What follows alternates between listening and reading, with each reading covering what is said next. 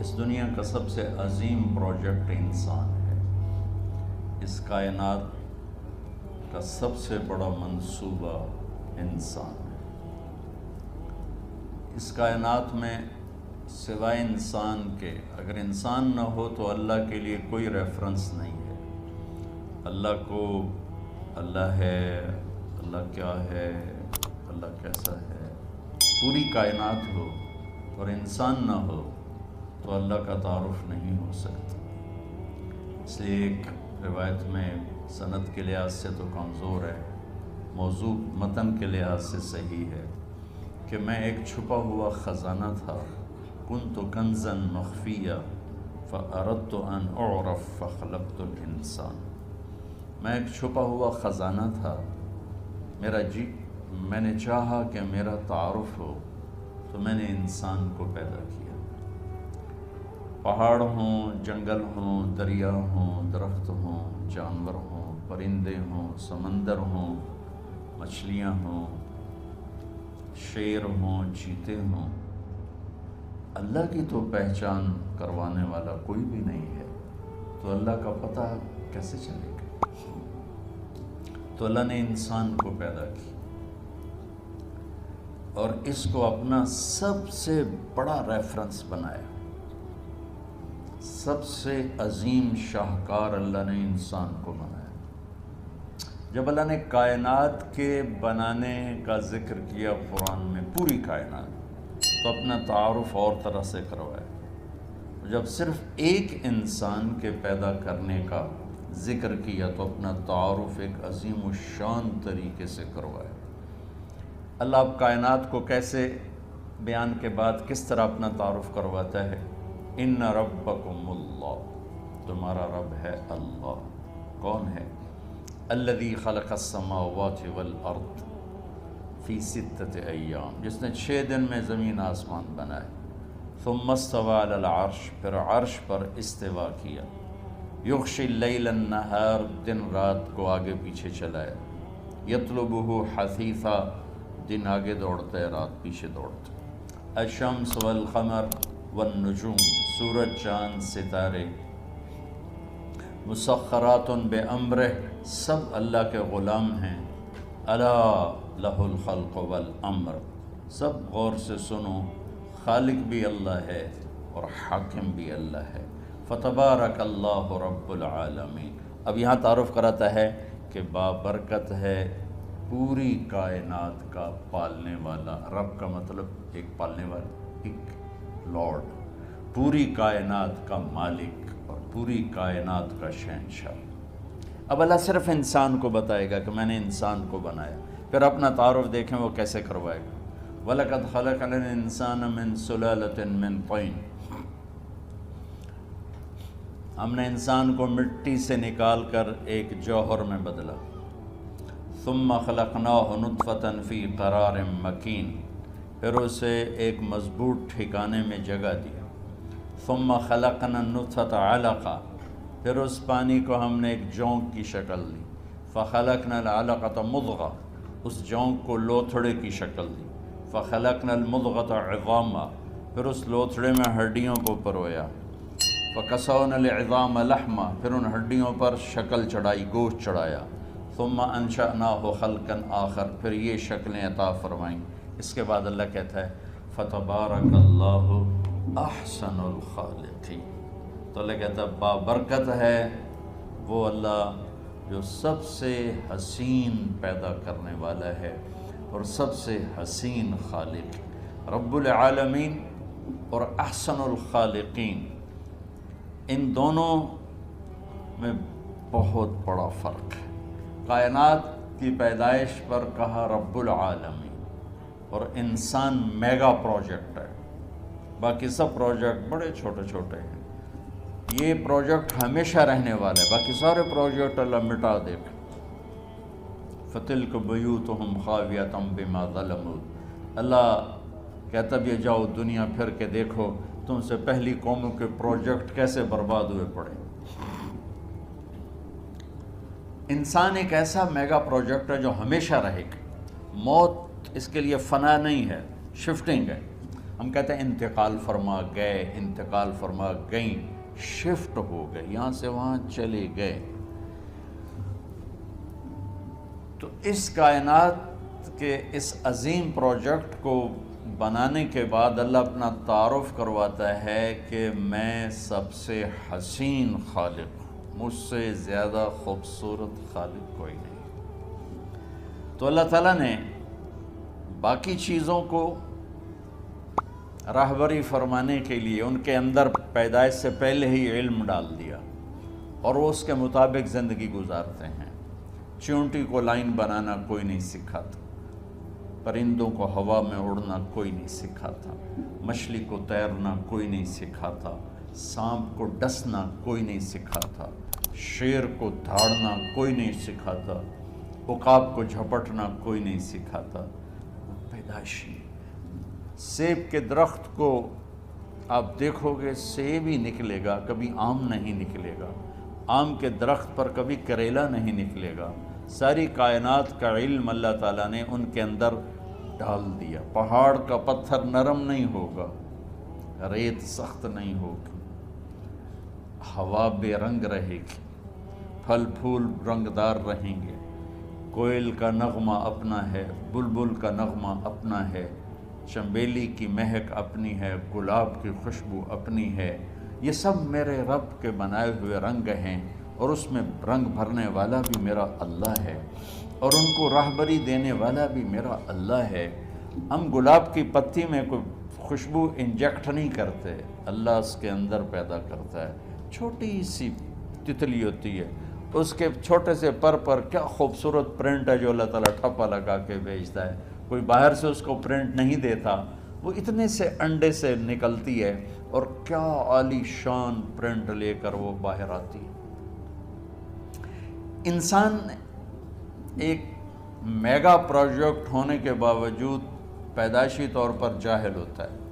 واللہ اخرجکم من بطون امہاتکم لا تعلمون شیئا، ہم نے تمہیں دنیا میں جب پیدا کیا تو تم کچھ بھی نہیں جانتے تھے۔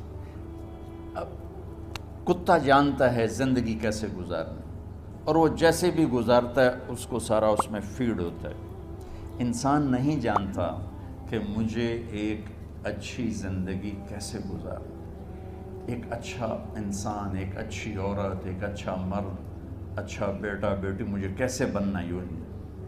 اس کے لیے پھر اللہ تعالیٰ نے انبیاء کا سلسلہ جاری فرمایا، 1,24,000 انبیاء، اور سب سے آخر میں اللہ تعالیٰ نے جناب رسول اللہ صلی اللہ تبارک و تعالیٰ علیہ وسلم کو بھیجا۔ آپ کی آمد تو ہوئی 571 عیسوی میں، لیکن آپ کی آمد کا اعلان پیچھے سے ہو رہا تھا، پہلی کتابوں میں اعلان ہو رہا تھا۔ ہر نبی کو کہا جا رہا تھا کہ آخری نبی آئیں گے، آخری نبی آئیں گے۔ آدم علیہ السلام اور حوا کا نکاح اللہ تعالیٰ نے جنت میں پڑھا، تو آدم علیہ السلام سے فرمایا کہ اپنی بیگم کا مہر ادا کرو۔ تو انہوں نے پوچھا کیا مہر ہے؟ تو جنت تو سونے چاندی سے بھری پڑی تھی۔ اللہ تعالیٰ نے کہا تیری نسل میں میرا آخری نبی آئے گا، اس پہ ایک دفعہ درود پڑھ دو، یہ مہر ہے۔ اتنا پہلے سے اعلان شروع ہوئے کہ ایک ہستی آ رہی ہے۔ شاید پچھلی کتابوں کی روایت آپ کو نقل کر کے چند جملے نقل کر کے بتاتا ہوں کہ آپ نے حضرت عشائیہ پہ وحی اتاری، تو عشائیہ علیہ السلام بولے یا سماء اسمعی و یا ارض انصتی، اے آسمان سن، اے زمین کان لگا، ان اللہ یرید ان یدبر امرا و یقضی شأنا هو منفذہ، اللہ ایک عظیم الشان منصوبہ ظاہر کرنے والا ہے۔ یرید ان یحول الریف الی الفلاح والملک فی الرعاء، اللہ صحراؤں کو باغ بنانے والا ہے اور چرواہوں کو بادشاہ بنانے والا ہے۔ وَيُرِيدُ أَن يَبْعَثَ أُمِّيًّا مِّنَ الْأُمِّيِّينَ، اور ایک نہ لکھنے پڑھنے والی قوم میں اپنا نبی بھیجنا چاہتا ہے۔ وہ نبی کیسا ہوگا؟ ہمارے نبی کی صفات کو ہم گن نہیں سکتے، ساری دنیا کے علامے اکٹھے ہو جائیں ایک ذرہ بھی اس میں سے نہیں کم کر سکتے، اتنی لامحدود ہیں۔ اس میں سے اللہ نے ایک صفت کو اجالا کر کے بتایا کہ ایک نبی آئے گا، آج سے ہزاروں سال پہلے کا اعلان سنا رہا ہوں، ایک نبی آئے گا، وہ کیسا نبی ہوگا؟ لا یقول الخنا، وہ آخری ہوگا، وہ سب سے بڑا رسول ہوگا، وہ قرآن والا ہوگا۔ کتنے تعارف ہیں، کتنے ریفرنسز ہیں، لیکن میرے اللہ نے کہا وہ ایسا نبی ہوگا کہ اس کی زبان سے کبھی ایسا بول نہیں نکلے گا جو کسی کو دکھ پہنچائے۔ میرا سارا ملک زہریلا ہو چکا ہے اور زبانوں میں اتنا زہر ہے، لکھنے والے کے قلم میں زہر ہے، بولنے والے کی زبان میں زہر ہے، دیکھنے والے کی آنکھ میں زہر بھرا ہوا ہے۔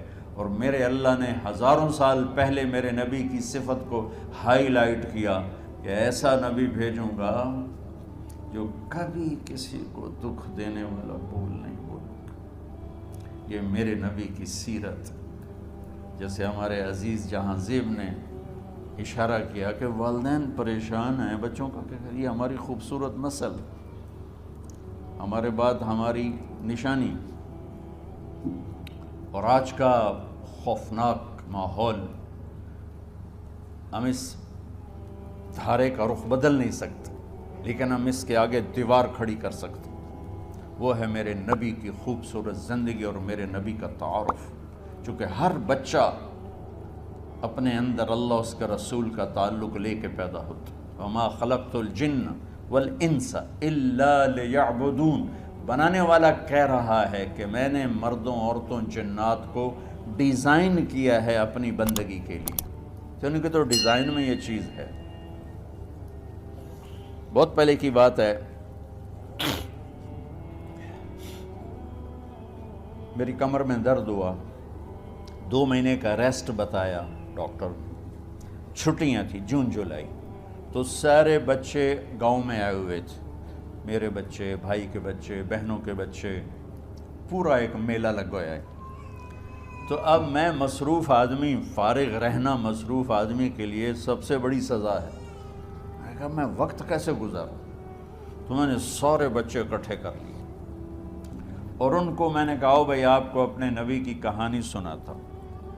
تو میں نے انہیں روزانہ اپنے نبی کی کہانی سنانا شروع کی، تو بچوں کی ایکسائٹمنٹ اتنی بڑھ گئی کہ 10 بجے کا ٹائم ہوتا تھا، 9:30 بجے بچے جمع ہو رہے ہوتے تھے، جلدی آئیں بابا جلدی آئیں، اور میں 1 گھنٹے کے بعد سٹاپ لیتا، بس بھائی باقی کل، کہتا نہیں اور ابھی اور سنائیں۔ آخری دن میں نے مضمون بیان کیا، آخری دن آپ کی وفات، اب تھوڑی دیر کے بعد اس کو بیان کروں، وفات۔ تو اس کو سن کر میرا بھتیجا، اس وقت کو ہوگا 5 سال کا، وہ اپنی ماں کے گلے رکھ کے اتنا رویا کہ سب کو رلا دیا، کہ کہنے لگا ہمارے نبی فوت کیوں ہو؟ حالانکہ اس کو بھی پتہ بھی نبی کیا ہوتا ہے، اس کو بھی نبی کی پوری ڈیفینیشن بھی معلوم نہیں، لیکن وہ چپ ہے جو اندر اللہ نے ڈالی، وہ ایکٹیویٹ ہو رہی تھی، وہاں میسج جا رہا تھا، تو وہ ایکٹیویٹ ہو گئی، اس نے ہچکیاں لے کے رویا کہ ہمارے نبی فوت کیوں ہو گئے۔ اور میں عمرے پر گیا تو میرا بچہ سب سے چھوٹا 4 سال کا اپنی ماں کے ساتھ سلام پڑھنے گیا، تو وہاں ضد کر کے کھڑا ہو گیا، میں نے اپنے نبی کو دیکھنا ہے، ماما مجھے اپنا نبی دکھاؤ۔ ہم 4 سال کے بچے کو بیچارے کو تو پتہ ہی لیکن نہیں، میں نے اپنا نبی دیکھنا ہے، مجھے اپنا نبی دکھاؤ۔ تو اللہ تعالیٰ نے انسانوں کو انسانیت سکھانے کے لیے بادشاہ نہیں بھیجے، سائنسدان نہیں بھیجے، فزکس کیمسٹری جاننے والے نہیں بھیجے، انبیاء بھیجے۔ اور ہماری لاٹری میں جناب رسول اللہ صلی اللہ تعالی علیہ وسلم جیسی ہستی کا نبی ہونا ہمارے مقدر میں آیا، اور اللہ تعالیٰ ان کو پہلے اعلان کر رہا ہے ایک نبی بھیجوں گا۔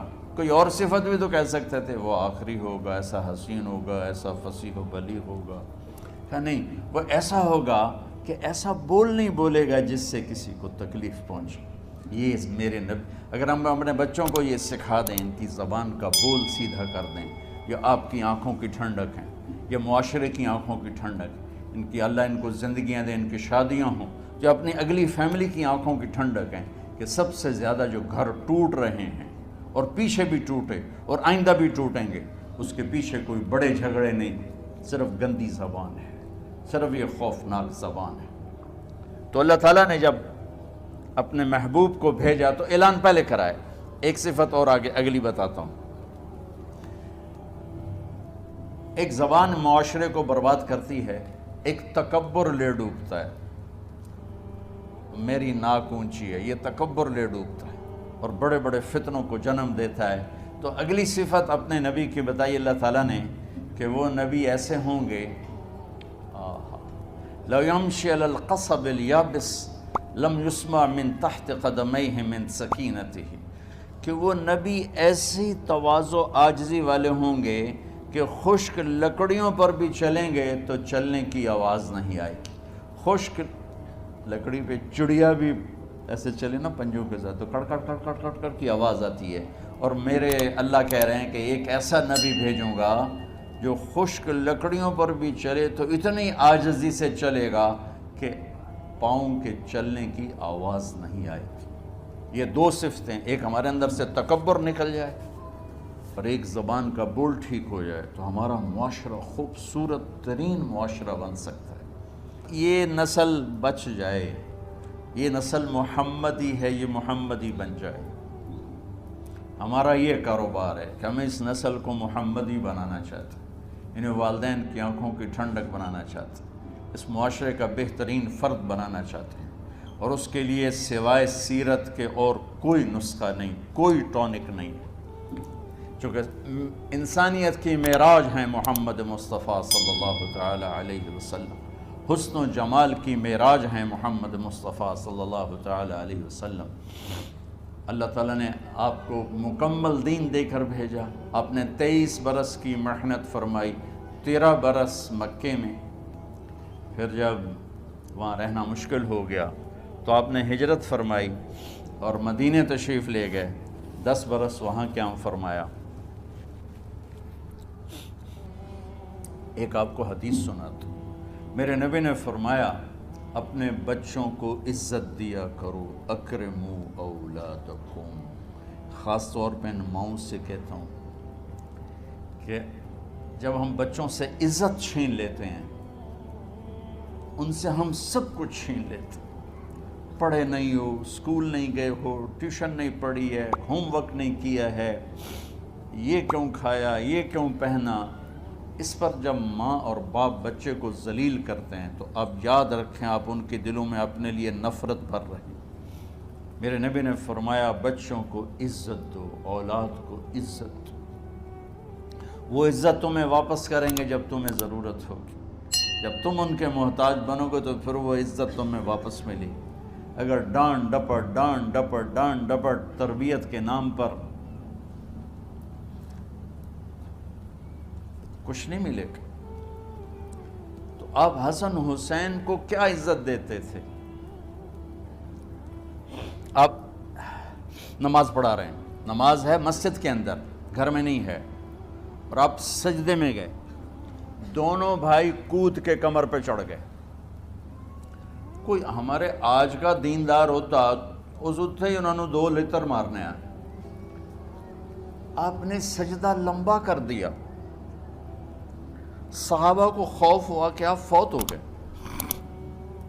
عبداللہ بن مسعود نے سر اٹھا کے دیکھا تو دونوں بھائی کمر پہ چڑھے ہوئے تھے اور آپ سجدے میں پڑے ہوئے تھے۔ انہوں نے ہاتھ آگے بڑھایا اتارنے کے لیے، تو آپ نے بغلوں سے دیکھا کہ کوئی ہاتھ آ رہا ہے بچوں کو اتارنے کے لیے، تو سجدے میں ایسے ہاتھ ہوتے ہیں تو آپ نے یوں کر کے ان کو روک دیا اشارے سے۔ جب تک حسن حسین علیہم السلام کمر پہ سوار رہے میرے نبی نے سجدے سے سر نہیں اٹھایا، یہ عزت دی۔ اور جب وہ اترے پھر آپ سجدے سے اٹھے، سلام پھیرتے ہی آپ نے دونوں بچوں کو گود میں لے کے فرمایا میرے ماں باپ ان پہ قربان، انہیں تکلیف نہ دیا کرو۔ اور آپ ان کے لیے گھر آتے، روزانہ ٹائم نکالتے۔ آج والدین کے پاس اولاد کے لیے ٹائم نہیں، کل اولاد کے پاس والدین کے لیے ٹائم نہیں ہوگا۔ اپنے بچوں کو میں یہ نہیں کہتا ہوں بیٹھ کے نصیحتیں کرو، صرف محبت ٹرانسفر کرو، ٹائم دو، موبائل آف کرو، ٹی وی آف کرو، اور صرف آپ اور بچوں میں ایک ایسا تعلق ہو کہ ان کا بلوٹوتھ بھی آن ہو جائے، آپ کا بلوٹوتھ بھی آن ہو جائے اور سارا ڈیٹا ٹرانسفر ہو جائے۔ بلوٹوتھ کو آن کیے بغیر ڈیٹا ٹرانسفر ہوگا؟ دسو بھائی۔ تو ہمارے بچوں کے بلوٹوتھ آف ہیں سکولنگ کی وجہ سے، ڈانٹ ٹپٹ کی۔ 3 سال کا بچہ بھلا سکول جانے کے قابل ہوتا ہے؟ 3 سال کا بچہ ماں کی گود کے لیے ہوتا ہے، باپ کی چھاؤں کے لیے ہوتا ہے، وہ روتا ہوا جاتا ہے، روتا ہوا آتا ہے، روزانہ ماں باپ سے نفرت اپنے اندر وہ پیدا کرتا ہے اور اس کو پالتا ہے، بڑھاتا ہے۔ آپ گھر میں تشریف لاتے اور حسن حسین کے لیے گھٹنے ٹیک دیتے، ہاتھ ٹیک دیتے، آؤ بچوں اپنے اونٹ پہ چڑھ جاؤ، دونوں بچوں کو کمر پہ چڑھا کے اور پورے کمرے میں چکر لگاتے تھے ایسے۔ پھر پوچھتے تمہاری سواری کیسی ہے، اونٹ کیسا ہے؟ پھر دونوں کو اتار کے زینب کو بٹھاتے اور زینب کو پورے کمرے کا چکر لگواتے۔ شہنشاہ ہے انبیاء، انبیاء کے بادشاہ نہیں، پوری کائنات کی اللہ تعالیٰ نے آپ کو بادشاہی عطا فرمائی، سرداری عطا فرمائی، اور کائنات کی سب سے زیادہ مصروف ترین اور ذمہ دار ترین ہستی روزانہ بچوں کے لیے ٹائم نکالتے تھے۔ ادھر چھوٹا سا تاجر کہتا ہے ٹائم کوئی نہیں، یا مائیں کہتی ہیں ٹائم کوئی نہیں۔ یہ سارے دعا کرو کہ جب ہم دنیا سے جا رہے ہوں اللہ ہم پہ خوش ہو، اللہ ہم سے راضی ہو۔ کوئی بڑا مسئلہ نہیں ہے، فرائض کے ساتھ اللہ کو راضی کرو اور اچھے سلوک کے ساتھ اللہ کے بندوں کو راضی کرو۔ اپنی زبان کو خوبصورت بول کا عادی بنا، اس سے گالی، اس سے غیبت، اس سے چغلی، اس سے شکایت، اس سے تانے، اس سے طنز اللہ کے واسطے نکال دو، اور اس زبان کو میٹھے بول کا عادی بنا لو۔ کڑوے سے کڑوے زہریلے بولوں کو پی جا ایام کی تلخی کو بھی ہنس کے ناصر، غم کے سہنے میں بھی قدرت نے مزہ رکھا ہے۔